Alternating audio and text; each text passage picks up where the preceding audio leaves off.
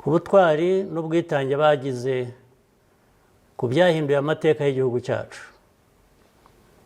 Benshi muri bo ntabwo bagize amahirwe yo kubaho kugeza kuri uyu munsi, ariko ibyo baharaniye biragaragara mu Rwanda tubona.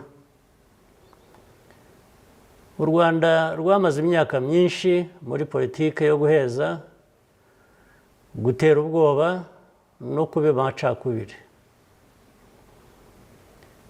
Intego y'urugamba rwo kwibohora yari ugusubiza Abanyarwanda ibyo bari barambuwe, kubaho mu cyubahiro kandi bafite agaciro. Icyakora ibyo bitekerezo bibi ntabwo byazimye burundu. Biracyariho mu buryo butandukanye kandi biracyagaragara hirya no hino mu karere kacu.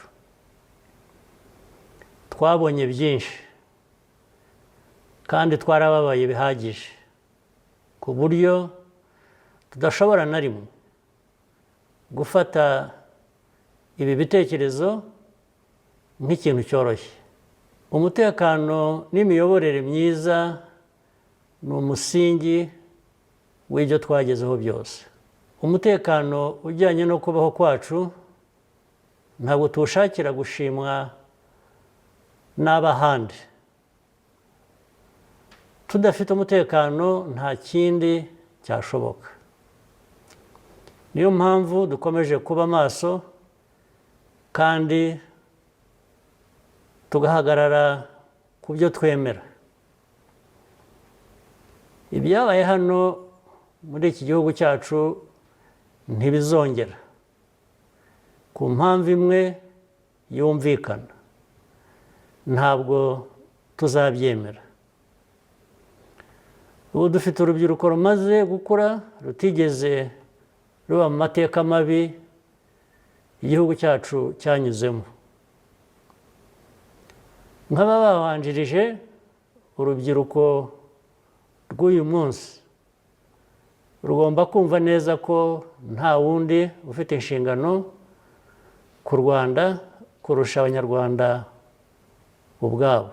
Hari abashobora kudushyigikira, hari n'abo tutemeranya ku bintu bimwe na bimwe, cyangwa se batumva neza icyo dushaka. Gusa icyo tuzi ni uko amaherezo bose bashobora kudutera umugongo igihe babishakiye. Twe nta yandi mahitamo dufite. Ni inshingano yacu kureba ko Umunyarwanda wese ashobora kubaho mu mahoro no gutera imbere mu gihugu cye. Niyo mpamvu kwibohora bitazigera birangira, ahubwo bizakomeza kujyana n'igihe, kandi bigaragarire mu mbaraga dushyira mu kuzamura imibereho y'abaturage bacu uko imyaka ishira. Ahazaza dukwiriye hari imbere yacu. Nidukomeza kubaka ubumwe, tukanga amacakubiri ayo ari yo yose, kandi tugashyira imbaraga mu byo twubaka, dufatanije, nta kizatunanira.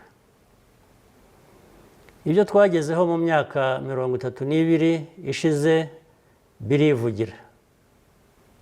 Dukomeze inzira nziza ariyo twahisemo.